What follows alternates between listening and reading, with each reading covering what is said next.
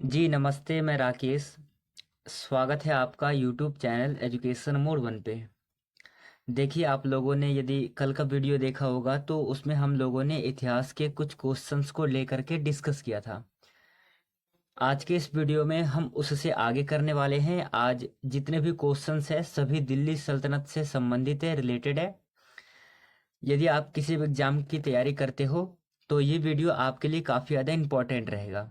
देखिए, जो कोई भी एग्ज़ाम होता है उसमें मुगल से और दिल्ली सल्तनत से इनमें से एक या दो प्रश्न अक्सर पूछे जाते हैं। तो चलिए ध्यान से देखिएगा वीडियो को। और जैसे कि मैं आपको बताता हूँ कि वीडियो में जितने भी क्वेश्चंस रहेंगे इनमें से आपने कितने क्वेश्चन को सही किया है, इसका जवाब आप हमें अंत में कमेंट सेशन में देंगे कि आपने प्रश्न में से कितने सही किए हैं। तो चलिए वीडियो को ध्यान से देखिएगा। पहला क्वेश्चन से शुरू करते हैं हम। फर्स्ट क्वेश्चन है, महमूद गजनवी के भारत पर आक्रमण के समय भारत आए विद्वान अल बरूनी ने किस महत्वपूर्ण ग्रंथ की रचना की है? किताब उल हिंद, किताब उल खिराज, किताब उल रेहला और इनमें से कोई सा नहीं। आपसे पूछा गया कि अल बरूनी जो है किस किताब के लेखक है। तो राइट आंसर है आपका ऑप्शन नंबर बी, किताब उल हिंद। अल बरूनी द्वारा लिखा गया जो किताब है वो कौन सा है? Kitab ul Hind. Option number B right answer है। चलिए अगला क्वेश्चन है, दिल्ली सल्तनत की दरबारी भाषा थी उर्दू, फारसी, हिंदी और अरबी। नीचे आपको चार ऑप्शंस दे रखे हैं, इन चारों में से दिल्ली सल्तनत की दरबारी भाषा कौन सी थी? राइट है आपका ऑप्शन नंबर बी, फारसी। दिल्ली सल्तनत की जो दरबारी भाषा थी फारसी थी। देखिए, दो चीज़ें हैं। एक तो जो विदेशी कवि आएंगे और वो कोई भी ग्रंथ लिखेंगे तो वो लिखेंगे फारसी भाषा में, और जितने भी यहाँ के रहने वाले थे वो अगर ग्रंथ लिखेंगे तो वो लिखेंगे अरबी भाषा में। तो इन बातों का आपको ध्यान में रखना है। चलिए तीसरा क्वेश्चन देखिएगा। थर्ड क्वेश्चन है, निम्नलिखित में से वह दिल्ली का सुल्तान कौन था जिसकी मृत्यु चौगान मतलब कि पोलो खेलते हुए हुई थी? तो बताइए, आपको नीचे चार सुल्तान के नाम दे रखे हैं, इनमें से एक सुल्तान कोई ऐसा था जिनका कि पोलो खेलते वक्त मृत्यु हो गई थी। राइट आंसर क्या होगा बताइए? आंसर है आपका option number A, Qutubuddin Aibak. इसकी मृत्यु पोलो खेलते समय हुई थी। Option number A right answer है। चलिए अगला क्वेश्चन देखिएगा। नेक्स्ट क्वेश्चन है, तराइन की पहली लड़ाई निम्नलिखित में से किनके बीच हुई थी? देखिए, तराई की पहली लड़ाई जो है 1191 में हुई थी। ठीक है, 1191 में तराइन की पहली लड़ाई होती है। और ये किन किन के बीच में होती है? तो ये महमूद गौरी और पृथ्वीराज चौहान के बीच में होती है। तो option number B right answer है चौथे नंबर क्वेश्चन का। चलिए पांचवा क्वेश्चन देखिएगा। पांचवा क्वेश्चन है, रजिया सुल्तान किसकी बेटी थी? रजिया सुल्तान किसकी बेटी थी? नीचे आपको चार ऑप्शंस दे रखे हैं, इल्तुतमिश, कुतुबुद्दीन ऐबक, नासिरुद्दीन और बलबन। तो बताइए रजिया सुल्तान किसकी बेटी थी? आंसर है आपका ऑप्शन नंबर ए, इल्तुतमिश की बेटी थी Razia Sultan. Option number A right answer है। इसे 1240 में राजगद्दी से हटा दिया गया था और ये दिल्ली सल्तनत की पहली महिला शासिका थी। तो option number A right answer है। और इसकी जो आलोचना की है किसने? मिनहाज ए सिराज ने इसकी आलोचना की है। और उन्होंने कहा था कि जो स्त्री है उसको पुरुषों के अधीन होना चाहिए था। तो option number A right answer है। चलिए छठा क्वेश्चन है, किसके शासनकाल में सबसे अधिक मंगोल आक्रमण हुए थे? नीचे आपको चार ऑप्शंस दे रखे हैं, इन चारों में से सबसे अधिक बार मंगोल आक्रमण किसके शासनकाल में हुए थे? आंसर है आपका option number B, Alauddin Khilji के समय में सबसे ज़्यादा मंगोलों का आक्रमण हुआ था।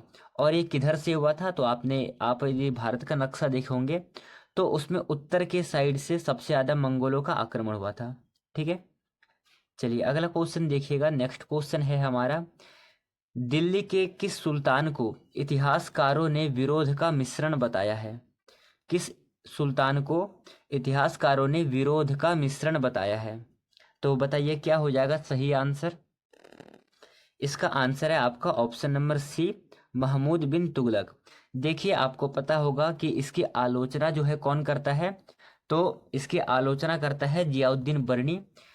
ये क्या है कि जैसे कि पाचक है, नाई है, इन सभी को इन्होंने समान दर्जा दिया था। तो इसीलिए जियाउद्दीन बर्नी कहता है कि हमारा जो सुल्तान है वो पागल हो गया था। जियाउद्दीन बर्नी अपना उल्लेख 2 बार करता है, ये भी आपको ध्यान में रखना है, इंपॉर्टेंट क्वेश्चन हो जाएगा। इतनी बातें आपको ध्यान रखना है इस क्वेश्चन से रिलेटेड, ठीक है। चलिए अगला क्वेश्चन देखिएगा। नेक्स्ट क्वेश्चन है हमारा, लोदी वंश का अंतिम शासक कौन था? नीचे आपको 4 ऑप्शंस दे रखे हैं, बहलोल लोदी, इब्राहिम लोदी, दौलत खां लोदी और सिकंदर लोदी। तो इन चारों ही ऑप्शंस में से लोदी वंश का अंतिम शासक कौन था? आंसर है आपका option number B, Ibrahim Lodi सही आंसर होगा। चलिए अगला क्वेश्चन देखिएगा। अगला है, यात्री इब्न बतूता कहाँ से आया था? इब्न बतूता नामक जो यात्री था कहाँ से आया था? ऑप्शन में है मोरक्को, फारस, तुर्की और मध्य एशिया। तो बताइए इब्न बतूता कहाँ से आया था? राइट है, आंसर है आपका ऑप्शन नंबर ए, इब्न बतूता मोरक्को का निवासी था। और ये मोरक्को कहाँ पर है? तो ये अफ्रीका में है। इब्न बतूता ने ही रेहला नामक एक किताब लिखा था, ये भी आपको ध्यान रखना है। रेहला या रेहला कुछ भी कह सकते हैं इसको, और ये मोरक्को का निवासी था। चलिए अगला क्वेश्चन देखिएगा। 10वां क्वेश्चन है, महमूद गजनवी का भारत में अंतिम आक्रमण किसके विरुद्ध हुआ था? तो बताइए महमूद गजनवी ने भारत में अंतिम आक्रमण किसके विरुद्ध किया था? तो राइट आंसर है आपका ऑप्शन नंबर डी, जाटों के विरुद्ध महमूद गजनवी ने अपना अंतिम आक्रमण किया था भारत में, ठीक है। चलिए अगला क्वेश्चन देखिएगा। नेक्स्ट क्वेश्चन है, दक्षिण अफ्रीकी यात्री इब्न बतूता किसके शासनकाल में भारत आया था? तो बताइए इब्न बतूता जो है किसके शासनकाल में भारत आया था? क्या हो जाएगा सही आंसर इस क्वेश्चन का? आंसर है आपका ऑप्शन नंबर सी, महमूद बिन तुगलक के शासनकाल में इब्न बतूता जो कि अफ्रीका का निवासी था भारत में आया था। Option number C right answer है। चलिए अगला क्वेश्चन है, भारतीय इतिहास में बाजार नियमों मूल्य नियंत्रण पद्धति की शुरुआत किसने की थी? शेर शाह सूरी, मोहम्मद बिन तुगलक, फिरोज शाह तुगलक और अलाउद्दीन खिलजी। तो बताइए भारत में जो है, भारतीय इतिहास में बाजार नियमों पर जो मूल्य नियंत्रण था उस पद्धति का शुरुआत किसने किया था? राइट आंसर है option number D, Alauddin Khilji बिल्कुल सही आंसर है। चलिए अगला क्वेश्चन देखिएगा। 13वां क्वेश्चन है हमारा, दिल्ली सल्तनत का वह प्रथम सुल्तान कौन था जिसने स्थायी सेना रखी थी? आपसे पूछा गया है कि दिल्ली सल्तनत का ऐसा कौन सा शासक था जिन्होंने अपना स्थायी सेना रखा था, पर्सनल सेना रखा था? तो बताइए क्या हो जाएगा सही आंसर आपका? राइट आंसर है आपका option number C, Alauddin Khilji Delhi सल्तनत के पहले सुल्तान थे जिन्होंने स्थायी सेना रखी थी। Option number C right answer है। चलिए अगला क्वेश्चन देखिएगा। नेक्स्ट क्वेश्चन है हमारा, चलिए अगला क्वेश्चन है, दिल्ली पर शासन करने वाले निम्नलिखित वंशों का सही क्रम क्या है? नीचे आपको 4 वंशों के नाम दे रखे हैं। इन चारों वंशों का, ये 5 वंश जो है इनको आपको सही क्रम में लगाना है। दिल्ली पर शासन करने वालों का सही क्रम लगाना है कि सबसे पहले दिल्ली सल्तनत पर किसने शासन किया, फिर दूसरे नंबर पे किसने शासन किया, तीसरे नंबर पे किसने शासन किया। इस हिसाब से आपको सही क्रम बताना है। तो देखिए एक चीज आपको याद रखना है, आपका है KTSL, ठीक है। खिलजी, तुगलक, सैयद और लोदी। तो देखिए दूसरे नंबर का है खिलजी, फिर इसके बाद है तुगलक, फिर सैयद, फिर इसके बाद है अंतिम में लोदी। सबसे पहले जो शासन किया था वो था गुलाम, ठीक है। तो पहले नंबर पर आएगा गुलाम, फिर इसके बाद आएगा खिलजी, फिर इसके बाद आएगा तुगलक। तो 1 2 5 देखिए किस में है, तो 1 2 5 option number B right answer हो जाएगा इस हिसाब से आपका। तो ये जो सही क्रम है आपका option number B right answer है। चलिए अगला क्वेश्चन देखिएगा। 15वां क्वेश्चन है, अलाई दरवाजा निम्न में से किसका मुख्य द्वार है?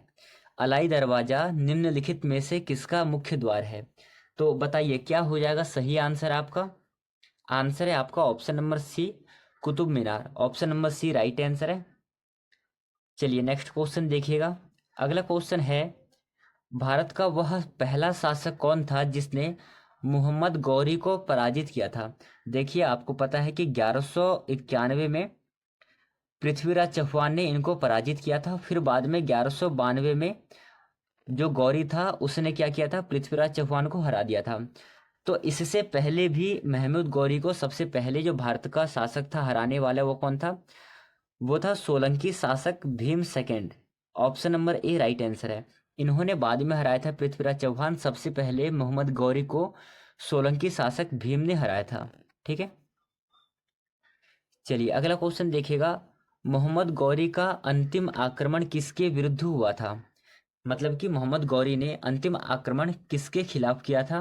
राइट आंसर है आपका ऑप्शन नंबर डी, पंजाब के खोखर के खिलाफ किया था। देखिए, ये जो खोखर है, गखर है, ये कुछ जनजातियां हैं। ये खोखर और गखर जनजाति कहाँ पाए जाते हैं, एक प्रश्न ये भी पूछ सकता है। तो ये आपका है पंजाब में पाया जाता है, खोखर और गखर। ठीक है, तो ये भी आपको ध्यान में रखना है। चलिए अगला क्वेश्चन देखिएगा, इंपॉर्टेंट क्वेश्चन है, बहुत ज़्यादा एग्जाम में कई बार रिपीट हुआ है ये क्वेश्चन। क्वेश्चन है, तबकात ए नासरी का लेखक कौन था? एक किताब है जिसका नाम है तबकात ए नासरी, इसके लेखक कौन है? नीचे आपको 4 लेखकों के नाम दे रखे हैं, इन चारों में से सही आंसर क्या होगा? आंसर है आपका ऑप्शन नंबर सी, मिनहाज ए सिराज। मिनहाज उस सिराज ने तबकात ए नासरी नामक किताब लिखा था। मिनहाज ए सिराज के बारे में 2-3 चीज़ें जानते हैं। देखिए, सबसे पहले हिंदुस्तान शब्द का प्रयोग जो है मिनहाज ए सिराज ने किसके लिए किया गया था, ये पूछ सकता है। तो एक तो हरियाणा हो गया, पंजाब हो गया, और गंगा यमुना जो 2 आब है, इन 4 क्षेत्रों के लिए ही मिनहाज ए सिराज ने हिंदुस्तान शब्द का प्रयोग किया था। ये भी आपको ध्यान में रखना है। ठीक है, चलिए अगला क्वेश्चन देखिएगा। नेक्स्ट क्वेश्चन है, भारत में पोलो खेल का प्रचलन प्रारंभ किया था? किसने प्रारंभ किया था भारत में पोलो खेल का प्रचलन? तो राइट आंसर आपका ऑप्शन नंबर सी, तुर्कियों ने प्रचलन प्रारंभ किया था पोलो का। Option number C right answer है। चलिए आज का अगला और अंतिम क्वेश्चन है, जैसे कि मैंने आपको वीडियो के प्रारंभ में बताया था कि जितने भी क्वेश्चंस रहेंगे ना, उसमें से आप कितने क्वेश्चन को सही करते हो, इसका जवाब आप हमें अंत में कमेंट सेशन में देंगे कि आपके कितने क्वेश्चन सही रहे आज के इस वीडियो से। और अगला किस टॉपिक से संबंधित आपको वीडियो चाहिए, आप हमें यह भी कमेंट सेशन में कमेंट कर सकते हैं। तो चलिए बताइए, आप लोगों ने अब तक कितने क्वेश्चन को सही किया है। ठीक है, और अगला क्वेश्चन देखिएगा आज का, दिल्ली के सुल्तान बलबन का पूरा नाम क्या था? बताइए, बलबन का पूरा नाम पूछा है आपसे। तो जलालुद्दीन बलबन, इल्तुतमिश बलबन, गयासुद्दीन बलबन, या फिर कुतुबुद्दीन बलबक? तो बताइए क्या हो जाएगा, बलबन का पूरा नाम क्या है? राइट आंसर आपका option number C, Ghiyasuddin Balban Balban. Option number C right answer है। तो साथियों, ये जो वीडियो था, आज के इस वीडियो को हम यहीं तक रखेंगे। इससे आगे हम कल करेंगे। कल का वीडियो और ज़्यादा इम्पोर्टेंट होने वाला है, सो आप देखना ना भूलिएगा। तो चलिए आज के इस वीडियो को हम यहीं पे समाप्त करेंगे। धन्यवाद। जय हिंद साथियों।